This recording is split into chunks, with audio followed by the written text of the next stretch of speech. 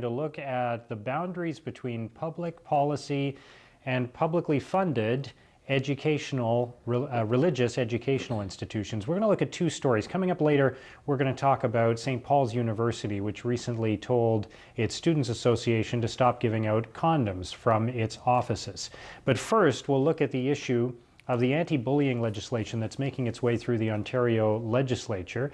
It includes a provision that schools must adopt gay-straight alliances if the students decide to form one. Some people in the Catholic educational system have spoken out against that. We're going to dig into this issue in more depth tonight, and joining us for the discussion are four panelists, starting with John Peter Mitchell, who is a senior research, it's Peter John Mitchell. Yeah. Yes, Peter John Mitchell, who's a senior researcher with the Institute of Marriage and Family Canada. Ruth Sirman, who is a mediator and a specialist in conflict resolution with Can Mediate International.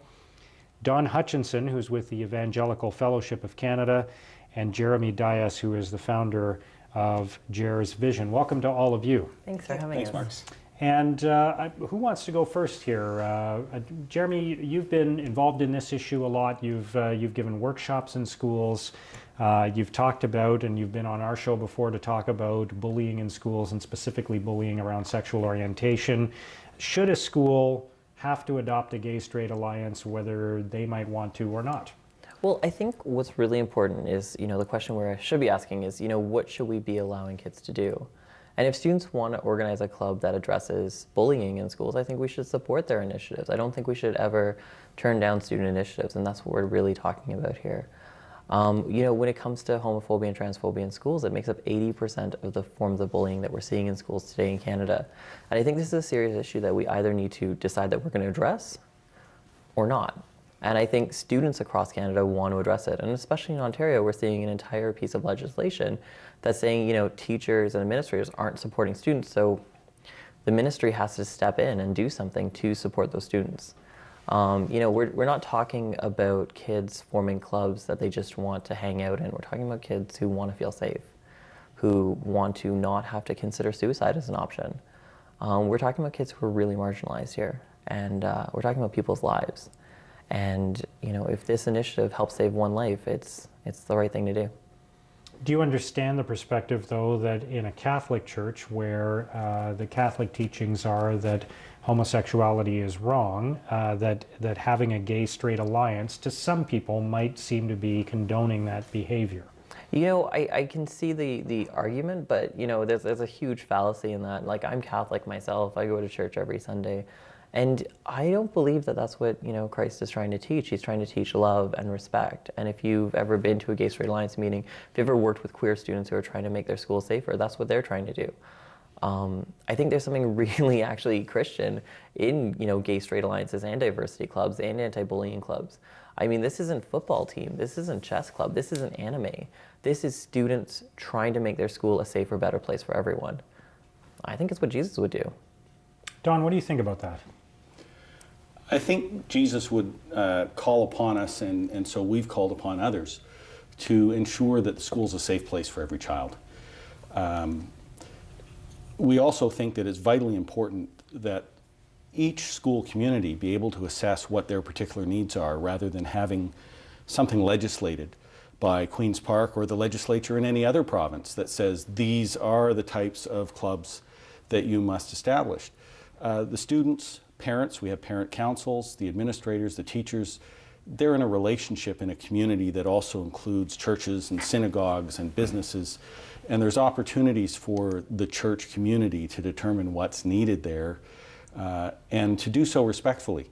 It's a strange position to suggest that we should be respectful of students' desires by imposing on the Catholic education system the will of the legislature in violation of their religious beliefs and principles. But John, though, to be respectful, we're not talking about the legislature acting unilaterally on schools. We're talking about students who have begged the Ministry of Education for support. We're talking about kids who are dying in our schools today, who are being bullied, who are being beaten up, who are being teased, mocked on a daily basis, who are not being supported by their schools and had to bypass the systems that they're in and get help from the Ministry of Education.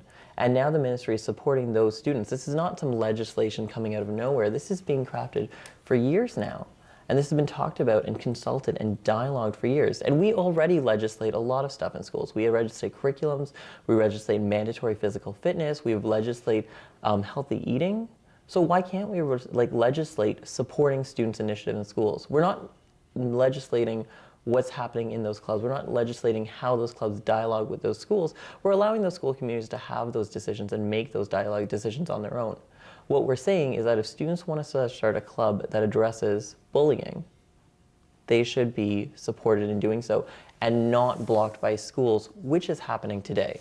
All right. So what do you think, Don? But at the same time, the bill that actually has been worked on for years is Bill 14, and the discussion is about Bill 13. Bill 13 has not had the same background research and effort put into it. It's a very flawed piece of legislation. When we look at the schools and we look at accommodating students, I think that the students who are attending schools that are in the Catholic tradition, we have a document that's been produced by the Catholic trustees respecting differences that proposes something, and Jeremy has proposed something, the broader diversity club, which is actually not permitted under Bill 13. And that's why I'm going back and saying that the community needs to be able to make the assessment itself. So let me ask you then specifically about this anti-bullying legislation that's currently in play. Are you saying it's wrong to say to schools, if students come forward and say we want to form a gay-straight alliance, it's wrong to say that the school has to adopt that? The school should be able to say, no, you're not going to have one in this school. Is that what you're saying? I think they should be able to have the conversation about what they will have in that school.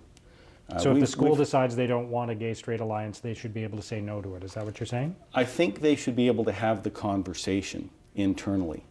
And if the conclusion is that there's another form of club that will meet the desire that's being presented, then proceed in that type of a direction.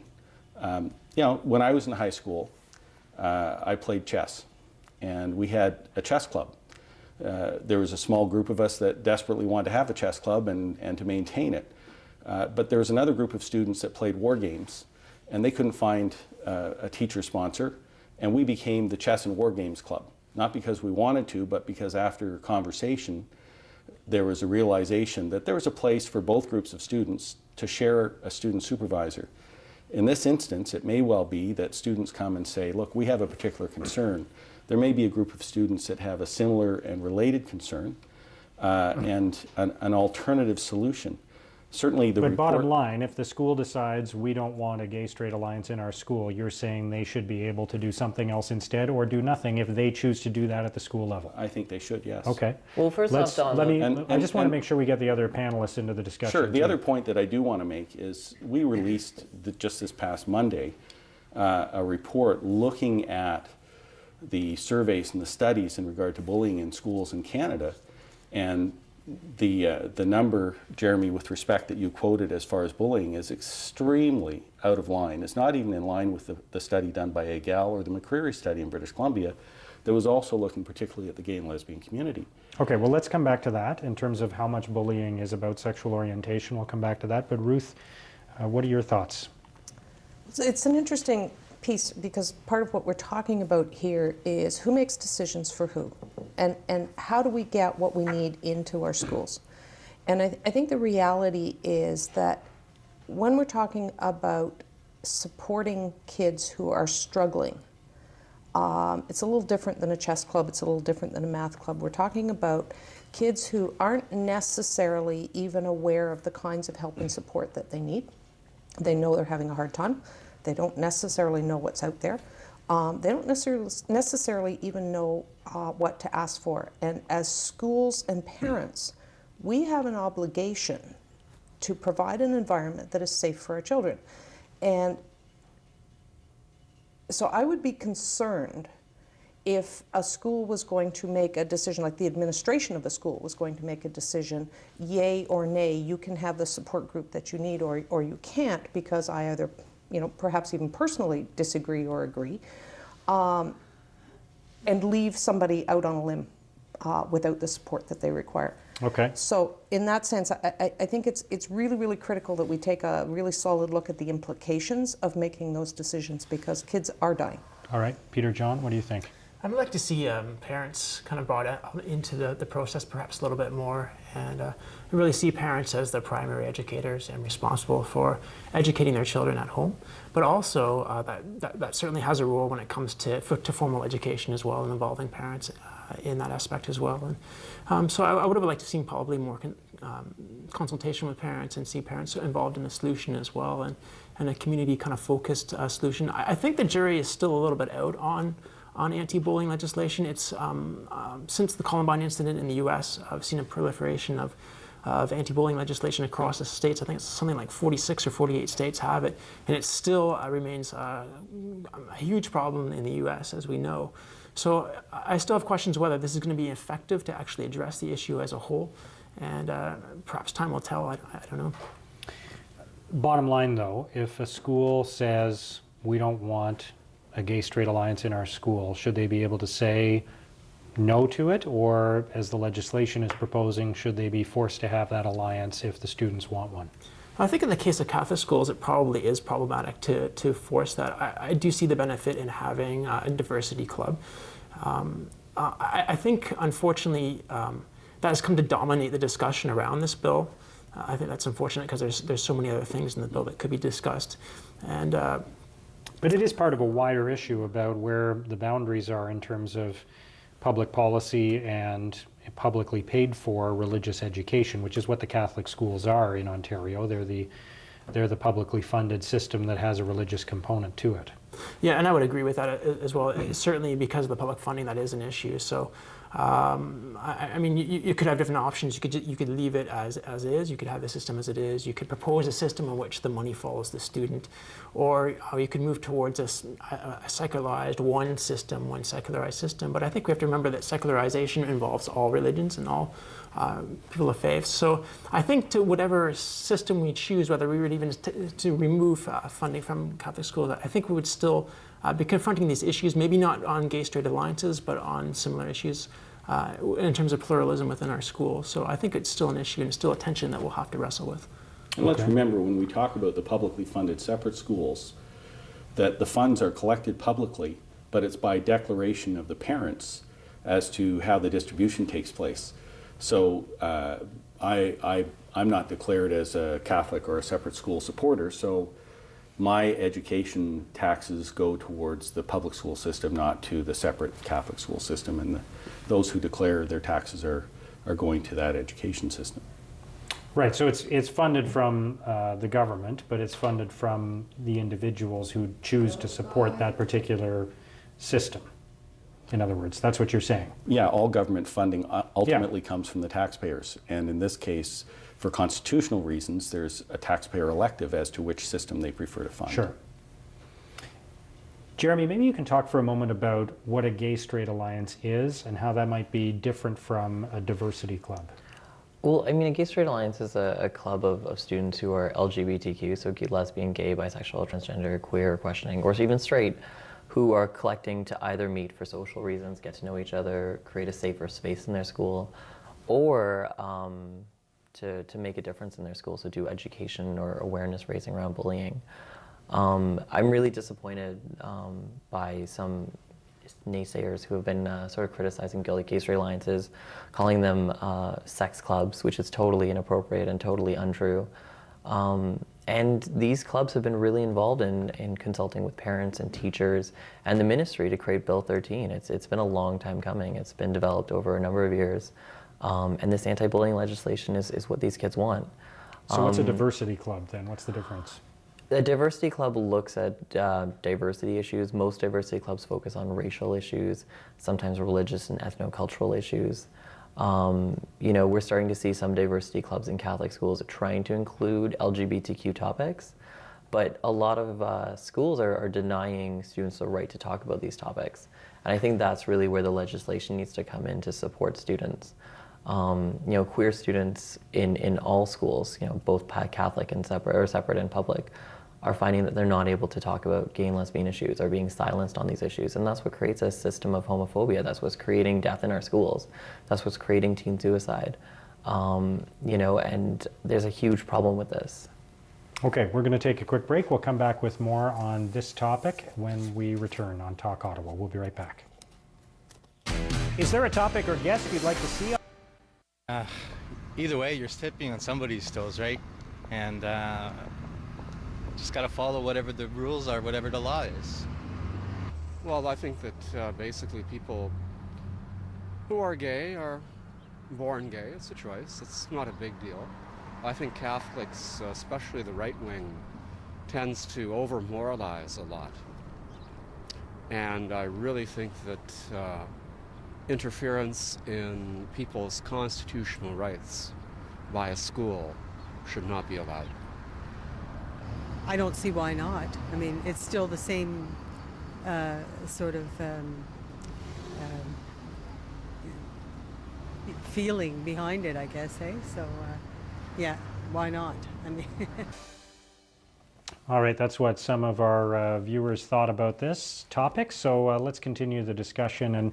And Jeremy, I think you were talking before the break about what a gay-straight alliance is, and I think there are a lot of parents who feel that if there's a club in their school that is about everybody understanding each other and respecting each other and making sure that the school is a safe place and that bullying isn't taking place for any reason, including sexual orientation, and that there's just mutual respect, and that's what's being promoted.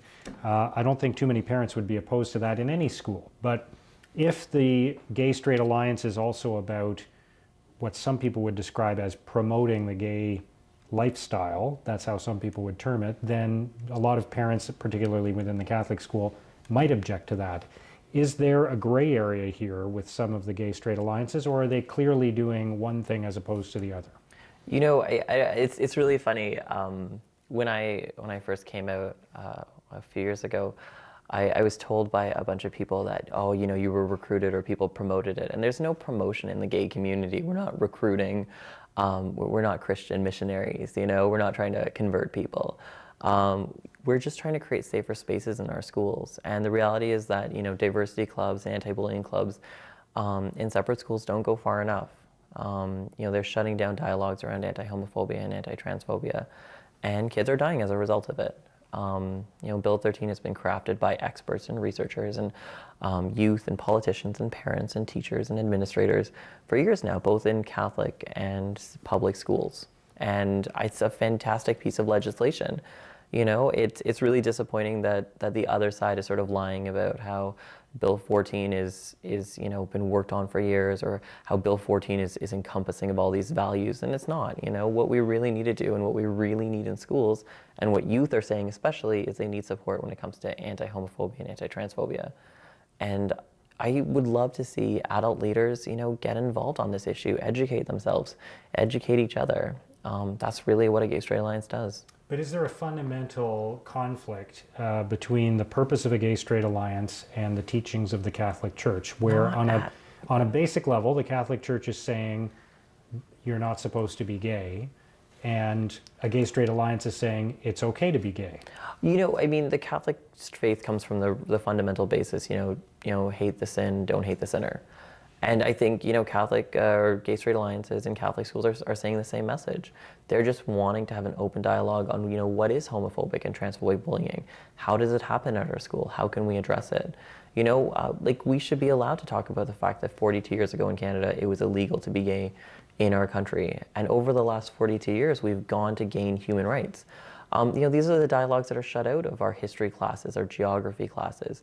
You know, the fact that in 79 countries in the world criminalize homosexuality, these are the dialogues that are shut out of separate schools. And these are the dialogues that would be brought into separate schools if this legislation passes. And there's a value in educating youth. There's a value in engaging kids in these dialogues. And more so, these kids are asking for it. All right, Don, what do you think about that? It's interesting to me. One, I will say that I take some umbrage at being called a liar because I disagree with Bill 13, and am one of several constitutional lawyers, not all Christians by the way, who have looked at the bill, have identified the flaws, and are very concerned that it's going to lead to years of litigation. And we've proposed to the Premier and to the members of the provincial legislature amendments that they can make to the bill. You know, I can point out too that Christianity is illegal in more than 60 countries around the world, and there are over 200 million Christians who daily face persecution, and 180,000 being put to death every year for their faith. These are all verified statistics that have been worked out through a number of organizations internationally. When I look at the World Health Organization surveys in Canada, and I look at the Statistics Canada surveys in Canada, the data says that 22% of the students in our schools are experiencing bullying. It's pretty constant over the last decade. That 38% of the students who encounter bullying, it's the same bullying that many of us at this table encountered when we were in school. It's because of physical appearance. The next highest category is because of your marks, your grades. You're either a brainiac, so someone's going to pick on you, or you're a dunce, and somebody's going to pick on you. Then the next category is ethnicity and race. And when we look at the categories that have been identified, there are actually more students in Canadian schools today who are being bullied because of their religious belief than because of their sexual orientation. But we're not talking about why they're being bullied. We're talking about how they're being bullied, right? So if you're a loser because of how you look or because of your race or your, like, whatever, you get called a fag. So no matter who you are, no matter what you do, whether you're running wrong, whether you're dancing wrong, whether you're walking wrong, whether you're dropping your books or failing your test, the answer is you get called a fag. And that sort of homophobic language is what's creating a negative culture for LGBTQ youth, 10% of students in our schools. So what are we, like, if we put a wheelchair ramp in a school for kids in wheelchairs, right, what are we doing to make our schools accessible for queer youth? The reality is that we're doing nothing.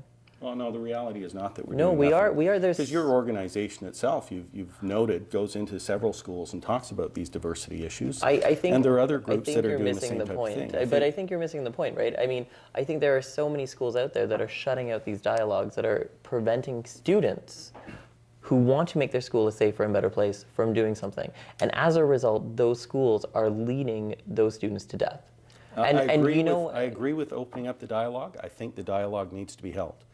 What I disagree with is the way that it's being mandated in Bill 13, because there are other options. As I said, every student, I don't care if a student is an evangelical or a Catholic, I don't care if a student is straight or gay, I don't care if a student is black or white or yellow or any color in between, they should feel safe in their school. They should be able to engage in constructive dialogue about when they don't feel safe. And there needs to be an interaction within the community to figure out what's required.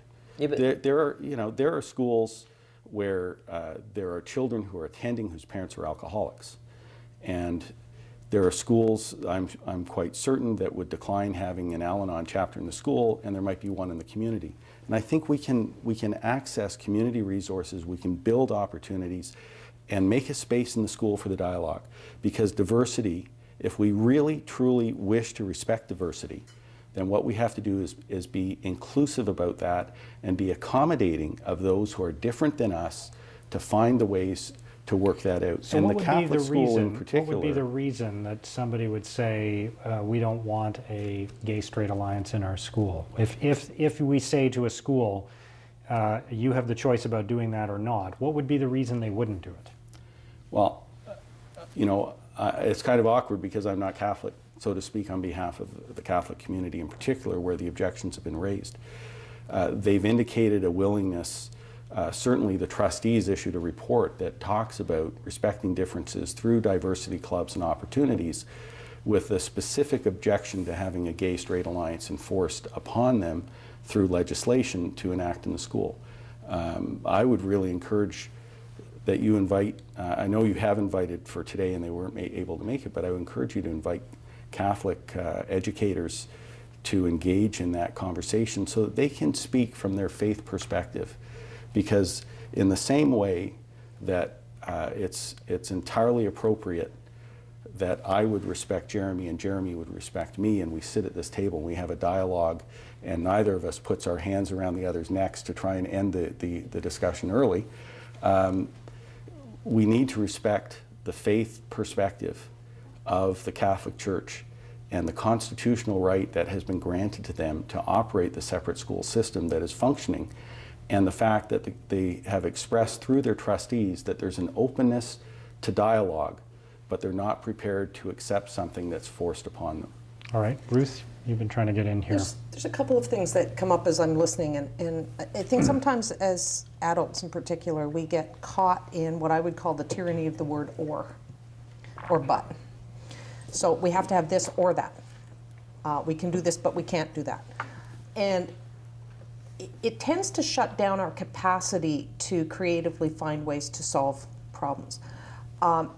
Kids have a need to feel that they are accepted. The kids have a need to have a safe place where they can go and they can get support. And that's what I hear Jeremy talking about when he's talking about the gay straight alliances. This is a place, it's a safe place where if I am a lesbian student or I fit into any of those categories, that I can go and I know for that period of time, I'm not going to be called names, I'm not going to listen to the homophobic language, I'm going to be okay to be me. And I think that is really, really critical. And Don, you brought up Al-Anon and so on. If I have an alcoholic parent, sometimes I need specific help in terms of how to deal with alcoholism. So when I hear talk about diversity clubs and more sort of generic types of support groups, my question is, if I'm in that category of needing specific help in a specific area, I'm not sure that a generic club is going to do that.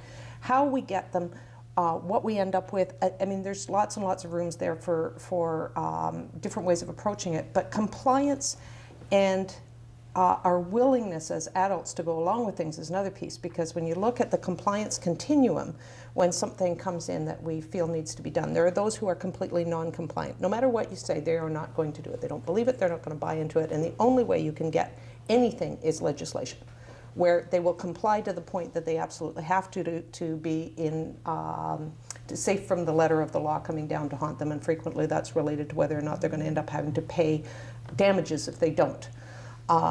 And then you go right up to the other end of the spectrum where somebody gets on board and says, you know what, this is absolutely the right thing to do, and we are going to take this into consideration in every decision that we make. And they've gone beyond being compliant to be fully integrated. And you've got every possible place along that continuum in between. My concern, if there isn't the legislation, because you know what, we've had a long time to try and figure this out. And we haven't done a particularly good job of it. I do sessions with kids and adults around harassment, around bullying, around teasing, and so on. When I ask a room full of adults what people get teased about in the workplace, and then I ask a group of kids in school, the lists are still the same. That's scary. We're not getting it. We're not figuring out how to do it on our own. And if it takes legislation to do the wake-up call for people to get things started, then that may be a reasonable way to go. All right, we have to take a quick break, but we'll come back with more on this topic, and we'll also get to the situation at St. Paul's University when we come back on Talk Ottawa. We'll be right back. Want to stay up to date with the show or submit a question for an upcoming guest? Then talking about legislation and what it needs to include to address bullying, specifically bullying around sexual orientation. And I want to come back to something you said earlier in the show, Peter John, and that was the fact that it's been tried in many places and it doesn't necessarily work. Can you shed a bit of light on what the experience has been? And if it's not through legislation, then how do we address bullying in schools? Yeah, I think some of the issues are go beyond to how we even define bullying, how we understand bullying, and sometimes that's difficult to define in legislation. And I think Bill 13 in particular has some issues around the definition that could probably be tuned up. And it's always difficult when you try to have a sort of universal sort of piece of legislation to fit a specific community. So my response would be to work towards communal responses. Every school has a code of conduct. Every school has sort of those resources already at their fingertips. I think it's a matter of having those things enforced and having parents and teachers be in dialogue and actually addressing the issue, because far too often something doesn't get addressed. And I think some of the legislation, actually in Alberta, they just had a new Education Act that died on the order paper because of the election. But one of the pieces of legislation in that bill for bullying suggested that it basically amounted to having kids almost police the internet and then report back to the school if they saw something on threat of being suspended. So if we have a culture where kids feel threatened to even sort of respond and to address the issue and bring it to the attention of authorities, certainly threatening them with suspensions isn't going to work. So while it maybe look like a good idea on paper, I think we have to kind of bring it back a little bit and look at our community and look at what are the effective ways in our community that we can tackle these issues. And sometimes, I mean, really bullying, and it comes down to a relational issue and how we relate to one another. And I think it's difficult to legislate schoolyard relationships. There might be aspects of that legislation that will be helpful, that will give teachers more power to kind of deal with situations, but ultimately, I'm not sure this is going to be as effective as we hope it will be. So let's are not you forget, saying Mark, then, by the way, that it was brought up a little bit earlier, let's not forget that the current government passed the Keeping Our Kids Safe in School Act in 2009, and Bill 14 is actually an advancement on that legislation, whereas Bill 13 is almost a start all over again. We've also had in place for some time now Policy Memorandum number 144 from the Ministry of Education that also deals with bullying and gives instruction to administrators and educators in that regard.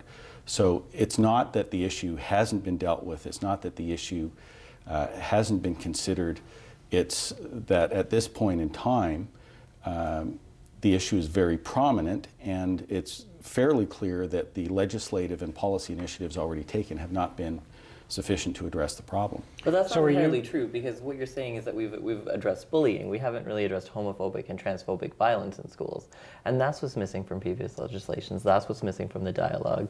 That's what's missing from the conversation. And that's what we need to talk about in our schools. It's kind of interesting that in Toronto, at the Toronto District School Board, which was the first school board in the country to pass an equity and diversity program to specifically address the concerns that you're stating here, Jeremy, that the incidents of bullying over the last decade have remained pretty constant in every category.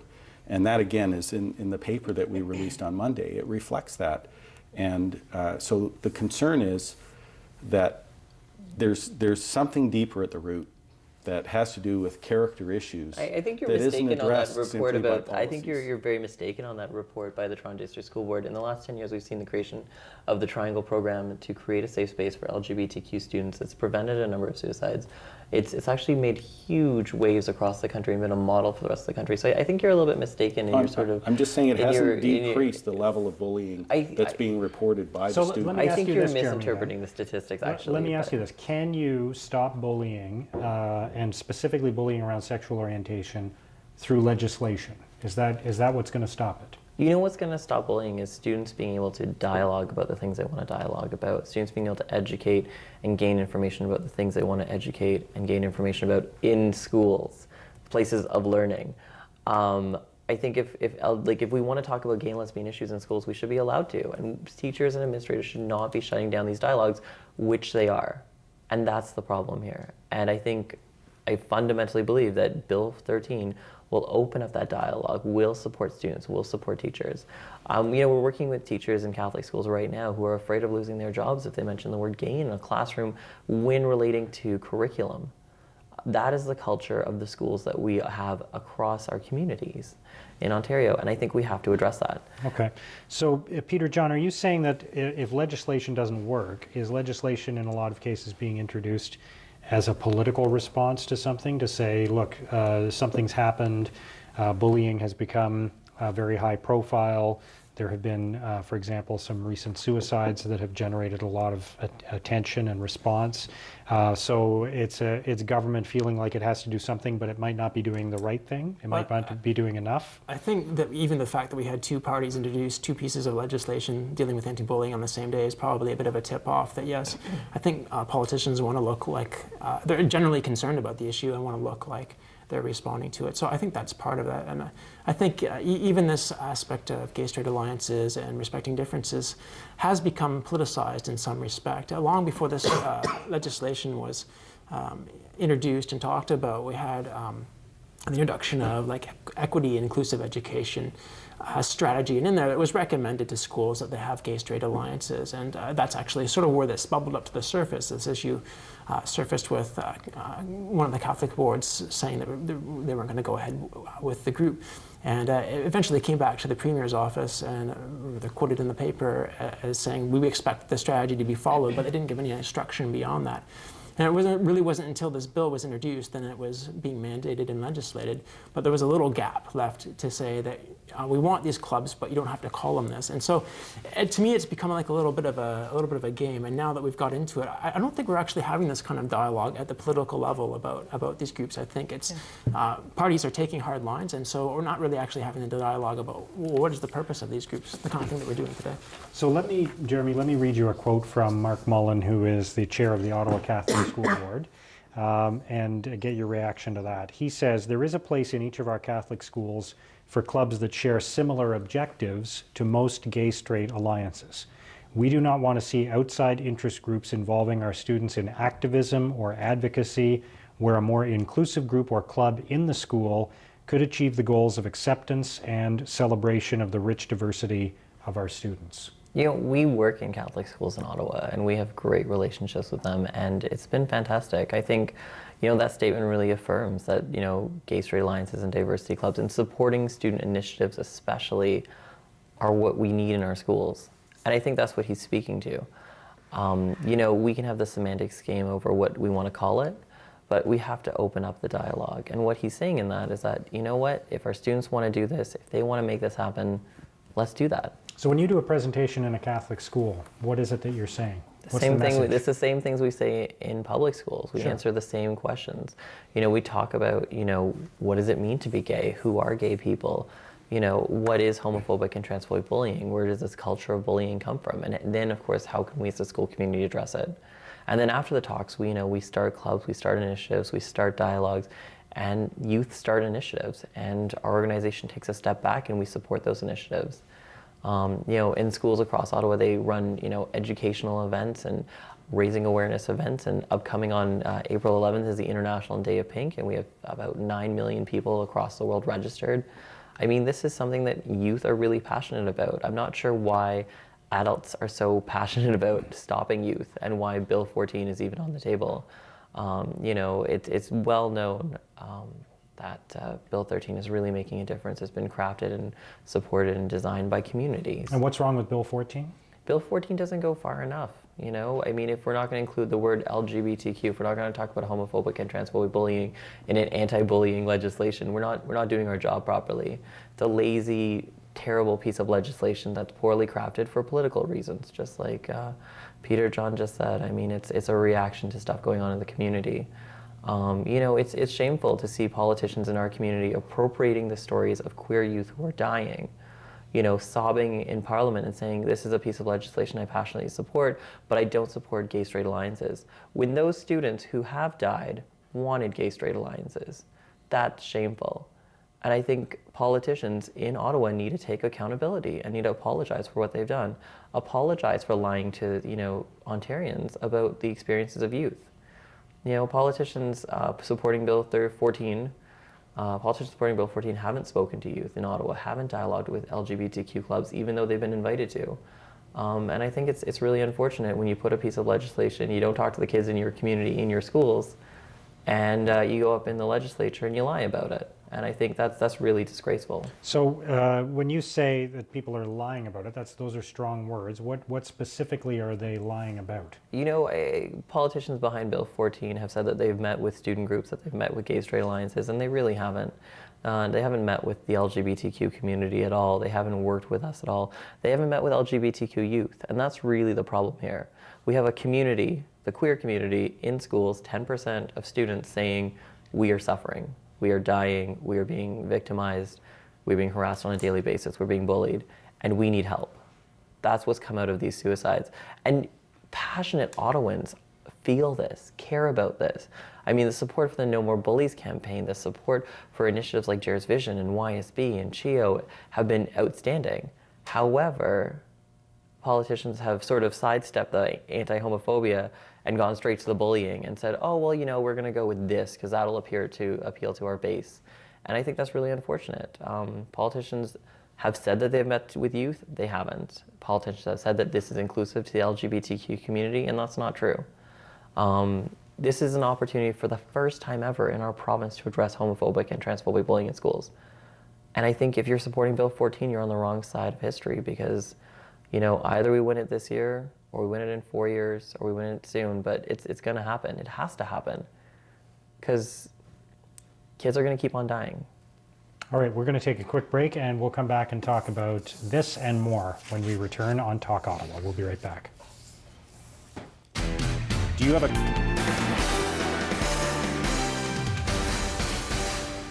Welcome back to Talk Ottawa, and let me introduce another topic for our panel, and that is what's happening at St. Paul's University here in Ottawa, where the school has ordered the Students' Association to stop handing out condoms from its offices to the students at the university.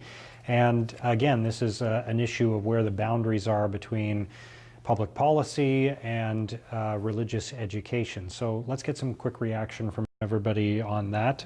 Peter, John, do you want to go first on this? Is the school right? Is the Students' Association right? I guess as a Catholic institution, a student could probably guess what the position of the school is going to be. And I think it's important. We're not talking about elementary school. We're not talking about high school. We're talking about students, and you take responsibility for their own sexuality and their own sexual behavior. So do they need to have their student union handing out condoms? I'm not even really sure that's an issue. Okay, Ruth? Well, I think it's a no-win situation. Do you hand them out? Do you not hand them out? Does it make a difference in terms of whether or not somebody has protected sex? I mean, the Catholic Church has always been very much against birth control, but condoms aren't just about birth control. Condoms are about stopping sexually transmitted diseases. And so unprotected sex, is that what we're advocating for people? I would have a concern if people aren't practicing safe sex. But of course, that isn't what the church is advocating, or the school. And yet, does it make a difference? Personally, I think handing out condoms is a great idea, but that's my personal opinion, and I don't either attend or belong to the Catholic Church, so I'm not really a good person to ask, I guess. Okay, Don? First, I'll address something that Jeremy said just a little bit earlier, because certainly the Statistics Canada, the World Health Organization, and the McCreary study that was sponsored by a number of gay and lesbian organizations all indicate that the LGBTQ community in the education system in Canada is 1% to 3% of the population, depending on which province you're in. Not 10%. 10% is a number that's commonly thrown out. And so, well, we can get back to that still topic serious in a moment. issues. We can get back to that topic in a moment, as far as, I want to talk about the as far St. Paul's as St. Paul goes, I think that we have a Catholic institution that has principles which the students who enrolled to go there were aware of before they arrived, and the institution is in a position to enforce the principles that come from their religious beliefs. And I do have difficulty with others saying that the institution should not be able to do that, when just down the street we're working with students at Carleton University who want to have a club on campus to talk about pro-life issues and to engage in debates, dialogues, conversation with those who don't agree with them, and they're being told that they can't have a club on a campus at a public university. Certainly at a public university, we would have an expectation that it's a free-for-all, it's open for everyone. At a Catholic university, my expectation would be that Catholic principles would apply. Okay, Jeremy? I'm a U Ottawa grad, so St. Paul's is actually under the U Ottawa banner. And the student union is run by the Student Federation of the University of Ottawa, and I think the SFUO and the Safer Sex educational team as part of health services do an amazing job at raising awareness. I think, if you want to police people's morality, you should totally do that. But stopping at the handing of condoms doesn't really prevent someone from having or not having sex. If you want to tell people to not have premarital sex, that's a great dialogue.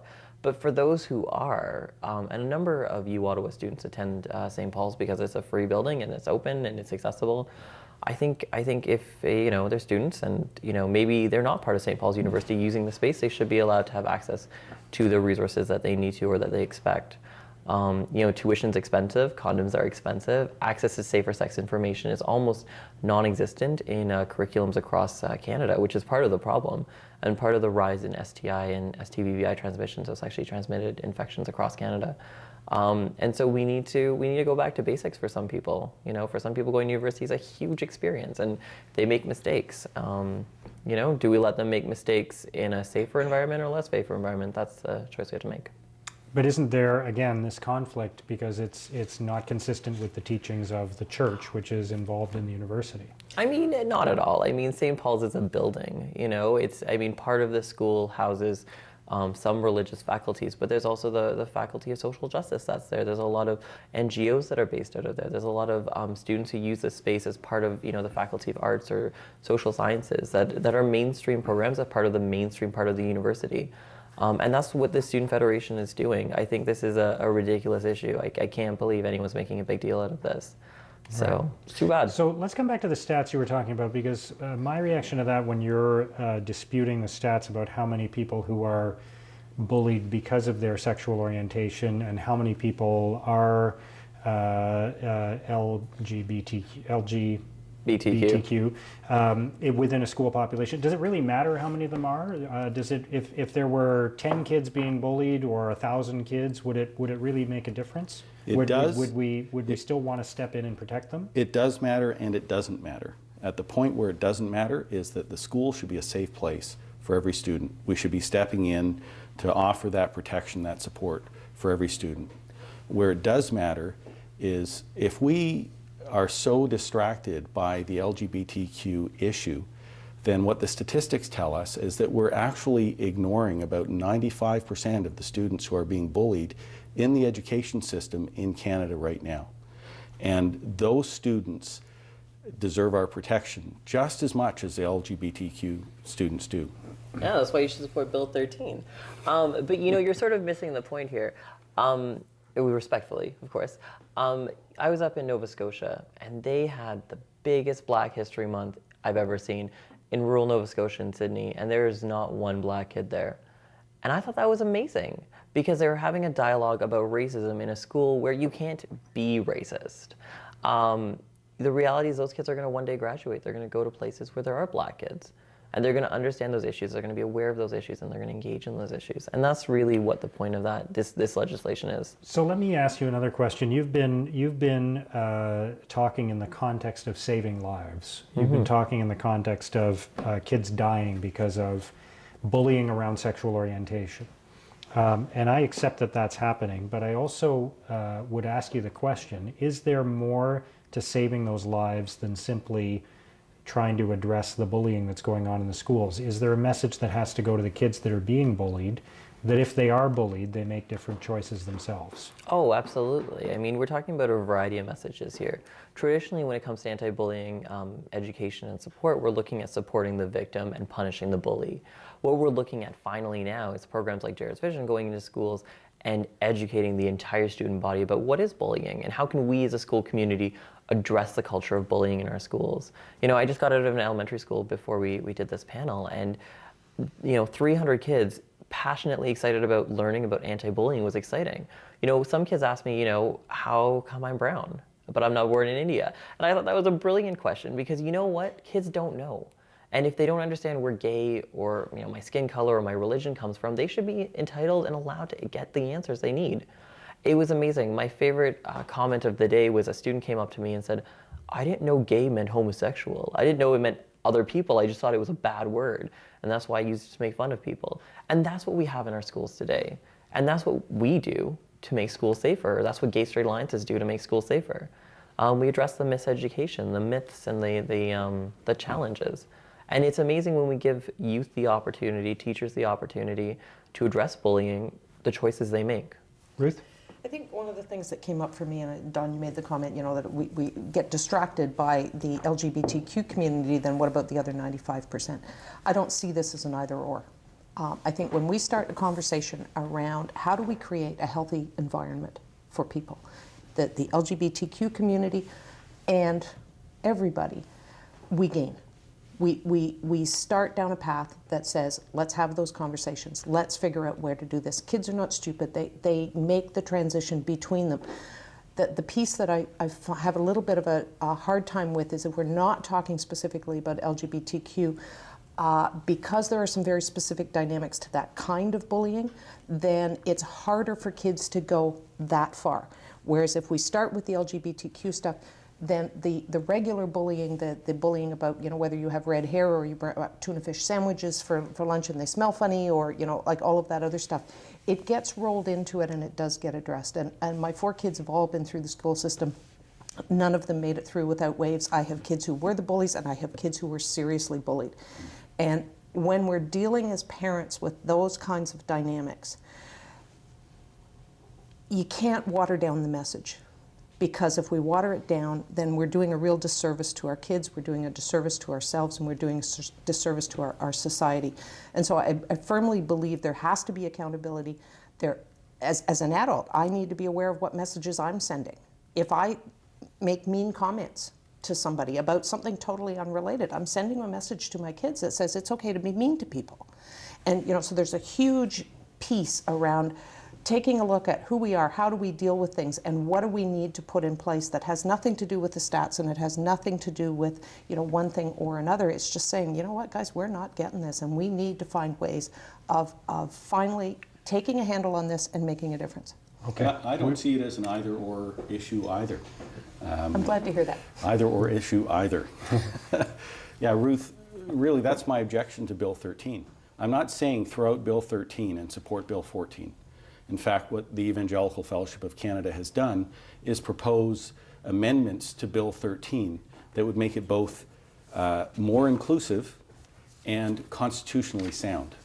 And we think that Bill 13 offers a framework that properly adjusted can be very helpful in the situation, but we have concerns that the way it's currently drafted is in itself bullying towards the Catholic education system and towards those private schools that are offering Ontario secondary graduation diplomas and would be subject to inspection on those purposes. All right, we'll have to stop there because we're out of time, but thank you all for being part of the discussion. Great to have you all here. Thank you. And thank you for watching. We'll see you again next time on Talk Ottawa. Good night.